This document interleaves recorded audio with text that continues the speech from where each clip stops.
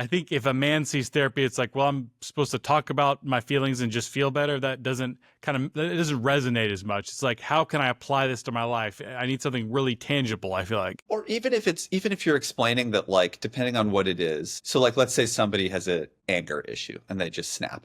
And this could, that can be a big issue because you can get fired. You can lose your job or your reputation. It can lead to a divorce or problems with your family.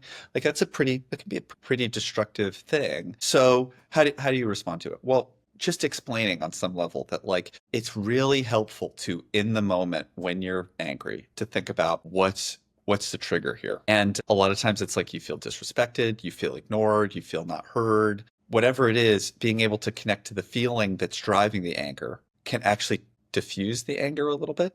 And the ability to reflect on it can slow the process down a little. So even if you need to take 10, you need to take 5, and you need to cool off, you can have that process of being like, I'm frustrated because I felt like what I was just being told felt really disrespectful, or I feel like there's nothing I can say to get me out of this, or I feel really shamed or judged, or whatever your triggers happen to be. Then you can speak about the actual issue in a constructive way and address the problem rather than just exploding. And then the problem doesn't get resolved and you end up getting a high cost. So it doesn't necessarily have to be skills only for men. It could be insight-oriented, emotional, process-engaged work.